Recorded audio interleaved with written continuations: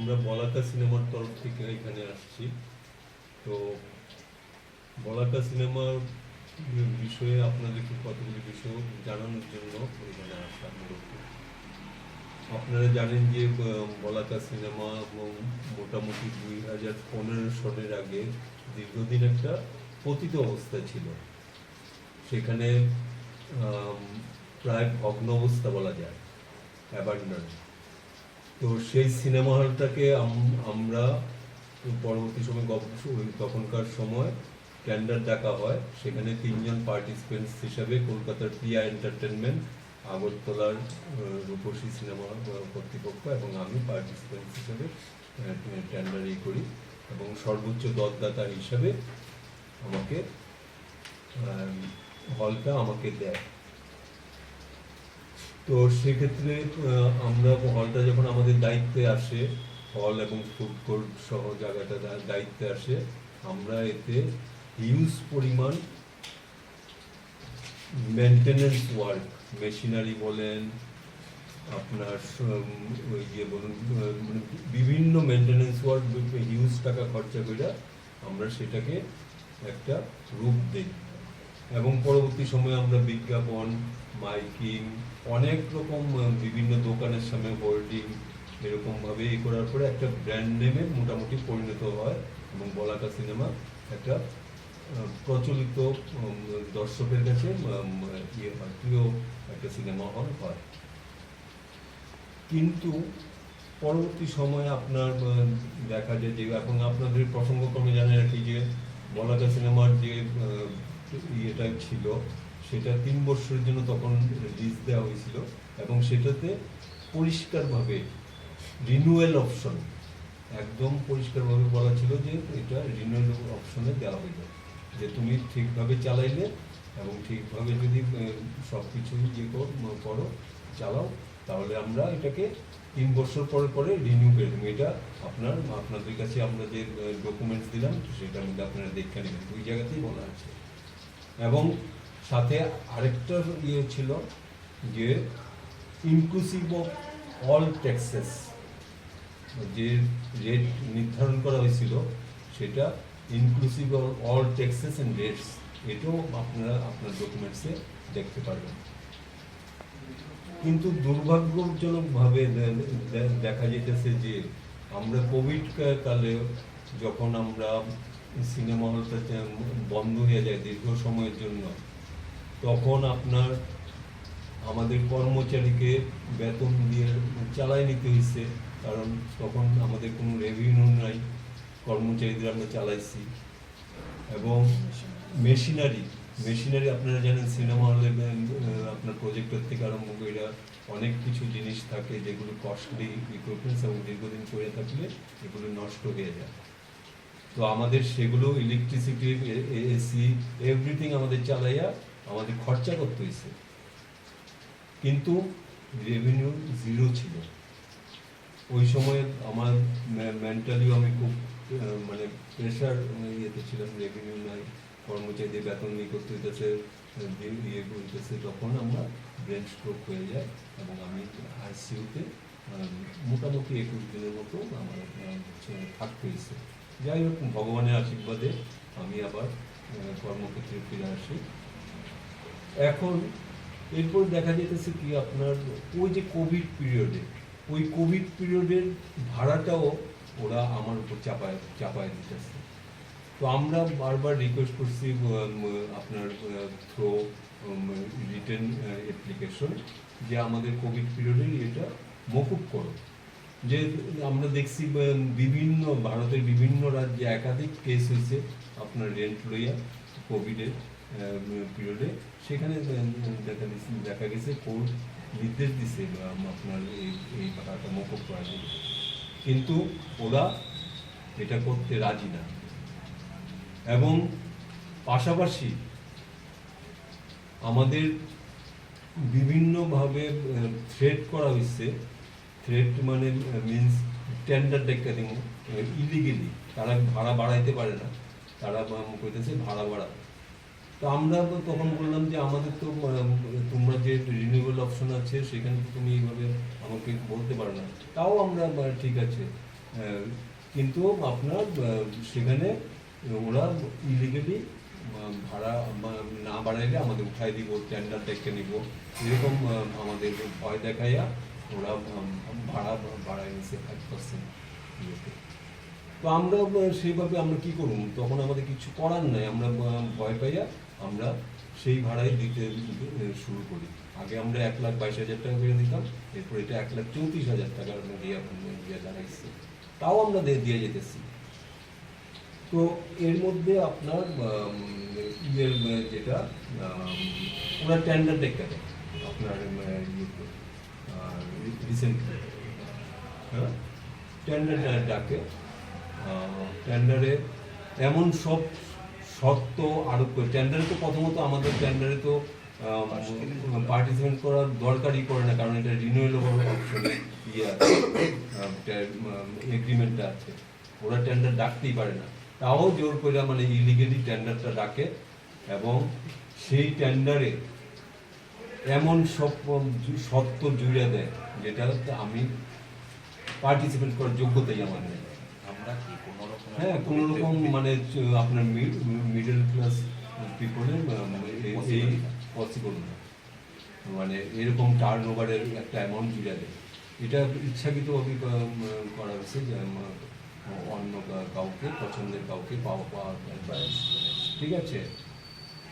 তো আমরা আলটিমেটলি আমরা টেন্ডার পার্টিসিপেট করার আমাদের যোগ্যতাই নেই, আমরা করতে পারি না, এবং আপনার আমরা কোর্টের দ্বারস্থ হয়েছি। এই কথাগুলি যখন আপনাদের কাছে বলতেছি, সেটা আমরা কোর্টের কাছে, মহামান্য কোর্টের কাছে আমরা ইয়ে করছিলাম, অ্যাপ্লিকেশন। কোর্ট সেই মতো আমাদের ইয়ে করে, ইনজাংশন একটা দেয় যে আগস্ট 2023 পর্যন্ত একটা ইনজাংশন দেয়, যে সেখানে পরিষ্কারভাবে বলা হয় তুমি একে কোনো রকমভাবে বাধা সৃষ্টি করতে পারবা না, একদম পরিষ্কার নির্দেশ থাকে। কিন্তু দেখা যায় ওরা বাধা সৃষ্টি করা মানে অল দা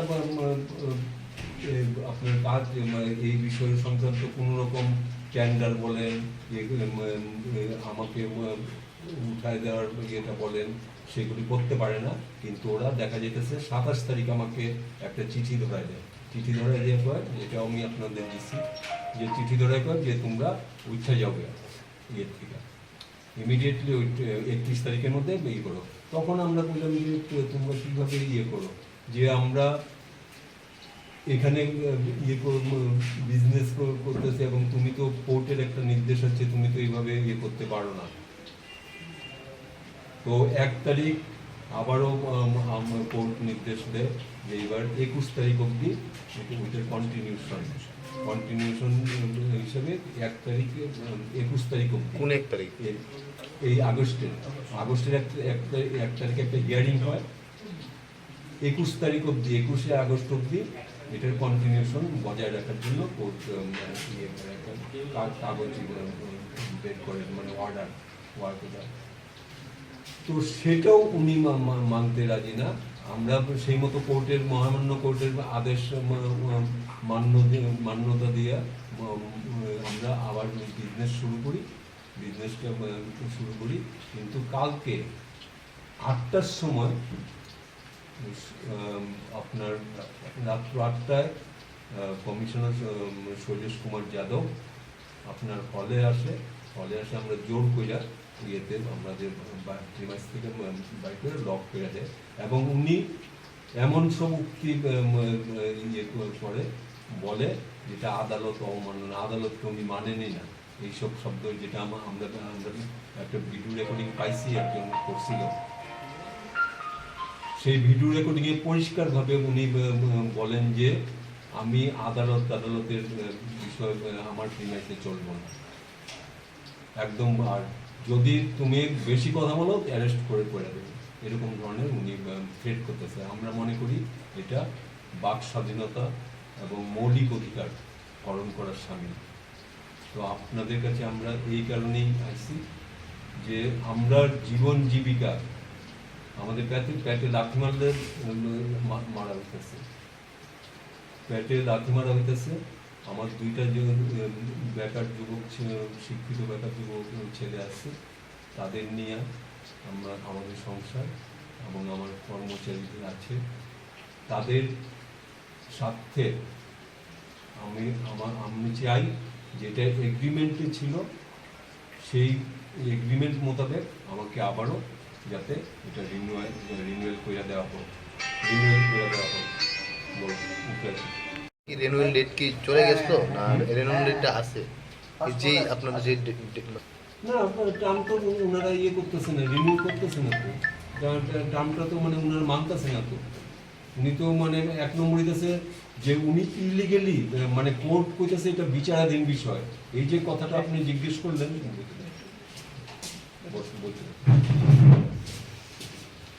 কোর্ট তো কইতেছে এটা বিচারাধীন বিষয়, তুমি ওয়েট করো। তো মানে আমরা দেখি ডকুমেন্ট দেখার পরে তারপর আমরা করুন। তো উনি তো কোর্টের কথা মানতে রাজি না। উনি তো কোর্টকে কালকে তো বলছে যে কোর্টকে করবো না, মানে আইনি বিষয় ওনার প্রিমাইসে চলবো না, বলছে এটা আমার প্রিমাইস, আমি কোর্টকে করি না। ভিডিও আপনাদের ভিডিও আমি দেখাবো, পরিষ্কারভাবে বলতেছে যে কোর্টকে আমি মানি না। এটা তো ঠিক আছে না, আমরা বলতেছি আপনার যে 3 বছরের টার্মটা ছিল ওইটা কি শেষ হয়েছে? হ্যাঁ 3 বছর টার্ম শেষ হয়েছে। তারপরে কি তারা টেন্ডার করছে? তারপর আমি এক্সটেনশন মানে অ্যাজ পার অনুযায়ী পেয়েছি গত 4-5 বছর ধরে, কখনো 1 বছর কখনো 2 বছর। এটা তো হইতে পারে না তো বিজনেস এইভাবে, কখনো ইচ্ছা মর্জি মতো পরিষ্কার কথা। তারপর ভাড়া বৃদ্ধি তো করতেই পারে না। মানে মূল কথা হইতেছে, কনসেপ্ট হইতেছে যে এটা মর্জি মতো চলতেছে। মানে একটা যে এগ্রিমেন্ট হয়েছে এটার মধ্যে রিনিউয়েবল অপশন আছে, পরিষ্কার লেখা আছে রিনিউয়েবল অপশন, সেটা মানতেছে না। কোভিড কালের পিরিয়ডের তাও আমরা ম্যাক্সিমাম টাকা দিয়ে দিছি আমরা মানে অবজেকশন দেওয়ার পরে যে আমরা কইতেছি যে এটা ইম্পসিবল টাস্ক, তাও আমরা দিছি। তাও আমার কাছে তাদের কাছে সিকিউরিটি পড়ে রয়েছে, আমার 8 লাখ টাকার মতো তাদের কাছে রয়ে গেছে উইদাউট ইন্টারেস্টে। এবং আমার জিনিসপত্র সহ তার কিএন লক করে দিচ্ছে। আমাদের প্রসেনজিৎ না কি চান আপনি এখন? কি চান আপনি? আমি এখন চাই আমাদের হল আমাদের হাতে ফিরে দেওয়া হোক, এবং এই ধরনের আপত্তিজনকভাবে যেভাবে আমাদের করেছে এটা সঠিক হয়নি। মানে মূল কনসেপ্ট হচ্ছে আমাদের হল আমাদের হাতে ফিরে দেয়। আমরা পেটে লাথি নামাইরা কাজটা করব। আরেকজন মানে আপনার হলের মধ্যে বা আপনার লোকাল হলের প্রতিনিধিকে ঢুকাই দিচ্ছে ইলিগাল ভাবে আমার হলে, আমার প্রপার্টিতে কিভাবে ঢুকাতে পারে আপনার ইয়েতে? হাও টেন্ডার কি হয়ে গেছে? নতুন টেন্ডার? হ্যাঁ নতুন টেন্ডার ইলিগাল ভাবে হয়ে গেছে। ওই সময় আপনার কোর্টের ইনজাংশন ছিল, নতুন টেন্ডার করতে পারে না, সবটাই গায়ে জড়ে হইতেছে। ইনজাংশন পিরিয়ডে কিভাবে টেন্ডার হয়, তারপর দুইজনে কিভাবে টেন্ডার, আমরা খবর পাইছি দুইজন টেন্ডার হয়েছে, দুইজনই একই হাউসের, একজন বাপ একজন ছেলে। আমাদের সাংবাদিক বন্ধু কইছে কিভাবে হয় এগুলো, স্বজন পোষণ হইলে তো হইব না। আপনার ধন্যবাদ, প্লিজ আমাদের একটু হেল্প করেন। কারণ ত্রিপুরা রাজ্যে আপনারা জানেন মানে আমাদেরও কন্ট্রিবিউশন আছে, মিডিয়া, আপনারা যে মিডিয়াতে আছেন সেই মিডিয়ার ক্ষেত্র আছে, আমরা সাংস্কৃতিক জগতে আছে। আপনারা জানেন যে ত্রিপুরাতে প্রথম বাংলা ছবি এবং পরবর্তী সময় সিনেমার কাজগুলো আমরা করছি, এবং এটাকে বেস করে বলা করছিলাম যে আমরা এখানে লোকাল ফিল্মকে আমরা করব। তো সেগুলোকে বন্ধ করার যদি একটা চক্রান্ত থাকে তাহলে তো মুশকিল। Media There was an agreement between the municipal corporation and my client Devashisha. What was the agreement? উনি সিটি সেন্টারের ভিতরে একটা হল ভাড়া নিছে, যেটা সবাই আমরা জানি বলাকা সিনেমা হল। তার সাথে আরেকটা পারপাসের জন্য উনি ভাড়া নিছে এগ্রিমেন্টে কি ছিল? এগ্রিমেন্টের একটা ক্লজ ভেরি ইম্পর্টেন্ট। সেই এগ্রিমেন্টটা হয়েছিল 2015 সনে। আপনারা যদি দেখেন সেই এগ্রিমেন্টের টার্মস এন্ড কন্ডিশনের সেকেন্ড প্যারাতে পরিষ্কার লেখা আছে, এই এগ্রিমেন্টে অন বিহাফ অফ গভর্নমেন্ট সই করছিলেন member secretary, society for management of city centre, municipal commissioner, ওই সময় মিলিন্দ নাবরে ছিলেন, Agartala municipal corporation. The terms and conditions the second evict me in illegal way, and they also call for a tender for giving lease the hall, which is now as per law occupied by my client Devashish Shah. তখন আমরা Can AMC already call it in tender regarding this? that is what I am telling you, that without informing me, without evicting me during the force of the agreement, how he call for a tender for the premises which is now he is giving rent regularly to the government, then they cannot do it. They cannot do it. Then the tender proceeding is already over, or it is continuing now? No.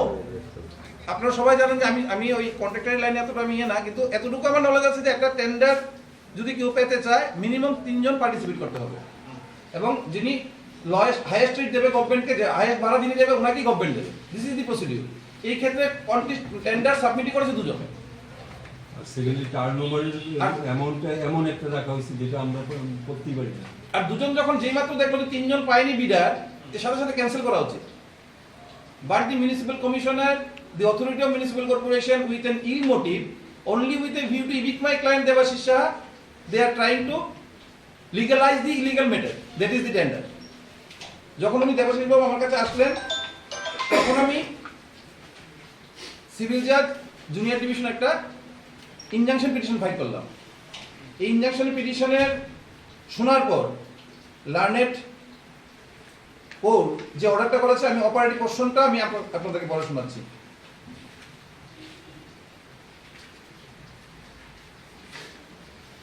Learned counsel for the plaintiff petitioner present and pressed for urgent necessity of passing an order restraining the defendant. Defendant এই মামলায় কে কে ছিলেন? Defendant ছিলেন municipal corporation, from ousting him till disposal of the justice. আমরা বলেছিলাম কোর্টকে যে যতদিন পর্যন্ত এই মামলায় শুনানি ফাইনাল অর্ডার না হবে, আমাকে যেন এখান থেকে ইভিক্ট না করে আমার যে বিজনেস আমি রান করছি ওটাতে যেন কোনো ধরনের বাধা না দেয়। আফটার হিয়ারিং দি আর্গুমেন্ট, কোর্ট যে অপারেটিভ পোর্শনটা সেটা বলেছে যে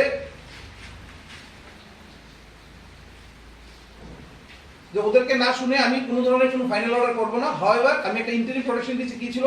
meanwhile the dependent office, that is the municipal corporation, are directed not to take any step which may cause prejudice to the plaintiff petitioner. Debashis বাবুর কোনো ধরনের কোনো ক্ষতি হতে পারে এরকম কোনো ধরনের কোনো স্টেপ মিউনিসিপাল কর্পোরেশন নিতে পারবে না ওনার এগেইনস্টে। This was the order, and date was it was the order dated 5th of June 2023, and next date was fixed 1st August 2023. What direction was given to us? That you are to submit requisite for issuing notice upon the municipal corporation, and they have to appear on 1st August 2023, and they have to submit written objection against the petition filed by Devashish Shah.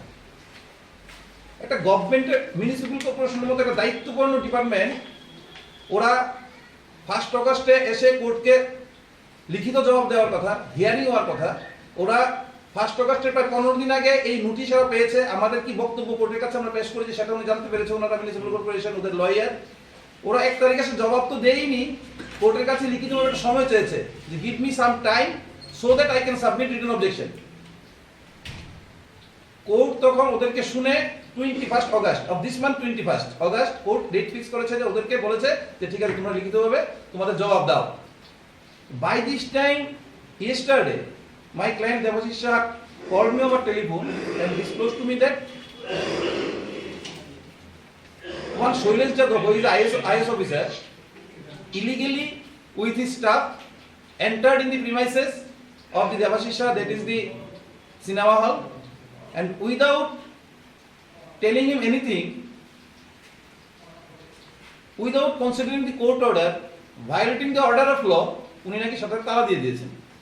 এটার এগেইনস্টে কি contempt petition করা যাবে? Definitely contempt petition করব। আপনারা করবেন তো? Definitely করব। 21 August পর্যন্ত you can't do anything. Debashish babu যে জায়গায় আছে, যেভাবে ব্যবসা রান করাচ্ছে, সেভাবে ওনার বিজনেসটাকে উনি চালিয়ে যাবে। How he can do so? He is not above the law, that Shailesh Yadav. He can't do so. আচ্ছা, এটা লাস্ট রিনিউ কবে থেকে তারা করে?